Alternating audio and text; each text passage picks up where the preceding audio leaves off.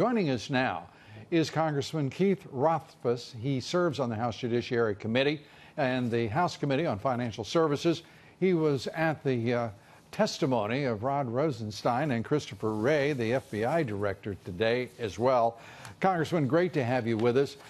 First, just if I may, your reaction to the performance, if you will, of these two officials who seem, to me at least, as I watched, to be giving the back of the hand to your committee, to the concept of congressional oversight of the FBI and the Department of Justice, period. Yeah, you look at the context in which this happened. We just had a massive report put out by the Inspector General who found many problems at the FBI, and we've been waiting months for documents. So a number of us were asking questions about when we're going to get these documents. We passed a resolution in the House today insisting that these documents be turned over. And it's interesting because would the Department of Justice, for example, if they issued a subpoena, would they be content with the subject of the subpoena coming back and saying, well, we'll give you what you need, or we'll give you what's legitimate? And that's basically what I heard today from the witnesses. And I asked the Deputy Attorney General, who's the arbiter of what's our legitimate oversight? And are they going to decide what we need to see? No, we have asked for these documents. We have a constitutional oversight responsibility and authority to do this, and they need to provide these documents. Because, again, you look at the context of this whole investigation, you look at what Peter Strzok was doing, you look at the IG report and how there were political influences in there, whether or not they're partisan. They were certainly political, the way Comey was conducting that investigation and the timeline that the mid-year exam was on. Yeah.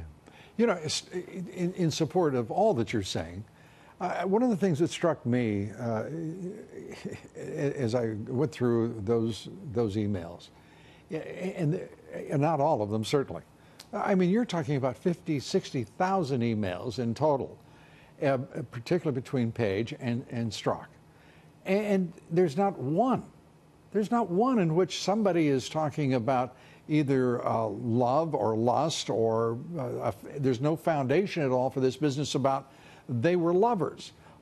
This is all politicized garbage being spread around the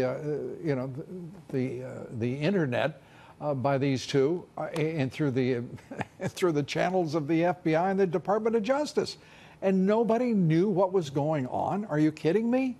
It's just kind of hard to believe, because, well, you certainly know that Andy McCabe should have known what was going on, because he was in the room when they had discussion of an insurance policy, back in August 2016. And this is right after Peter Strzok said he had unfinished business because of the mid-year exam. This is just as they're beginning the Russian investigation. So clearly they were tainted, Peter Strzok was anyways, with what he was doing in that investigation. Yeah, and you're talking about the insurance policy. There's a reference again by Strzok to, quote, "we'll stop him." I mean, which we just found out about in the Inspector General report. Right. That was one of the texts that somehow was just never handed over. And we know there are over 600,000 emails that have been collected as well, and no one seems to be curious about it over at the Department of Justice with the Anthony Weiner laptop. Well, no one is answering these questions, and with all of this business about the collusion of the Russians, where the heck is the DNC server that was hacked by the Russians? And why don't we have first-hand, first-party knowledge and examination of that server, rather than a third-party, democratically oriented CrowdStrike as the source for they've outsourced their investigation on something this critical? It's mindless. Well, you look at the whole context of the special counsel working on the investigation now with Russia. I asked, why wasn't there a special counsel for this, for the Clinton email scandal? Right. You can go back 20 years when Louis Freeh looked at the campaign financing scandal in the 1990s, and Louis Freeh said if there was ever a case that merited a special counsel, that was it. But Janet Reno kept it in the Justice Department. And so here you take a look at what was going on with the Clinton emails. Attorney General Lynch should have appointed a special counsel a couple years ago to take a look at this, but she did not. Well, she saw it as only a matter, not a matter for an investigation. Well, and then she has a meeting with President Clinton on a tarmac. So again, she should have recused herself Yeah. in this whole exercise. There are, you know, one way or the other, everybody at the top of the FBI has been demoted, replaced, fired. We've never seen the like of this, as Congressman Jim Jordan points out, Congressman. And everybody is in the national left-wing media is acting like it's just another day in the park. What's, you know, scratching their heads about what's all the curiosity about. It's truly mind-boggling. Do you think we're actually going to see congressional oversight of the Department of Justice and the FBI?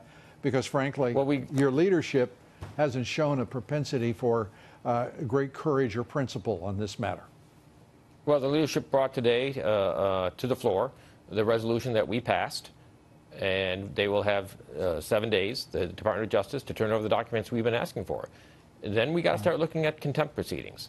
It is incumbent upon the Department of Justice, the FBI, to hand over the documents. And as Andy McCarthy was saying earlier, you know, you wonder what's it going to take to get an order to have these released. Do we have to go do a contempt? Do we have to then go to the U.S. attorney? Think about it, Congressman. This has been going on. Take the most recent request from House Oversight and Judiciary. I mean, they've told both committees to go to hell since last fall. And compare how quickly they jumped to conclusions in the email investigation, where they two months before they interviewed Mrs. Clinton, they're already writing the exoneration memo. Yeah, excellent point. Congressman, good to have you with us. We appreciate your time. Thank you.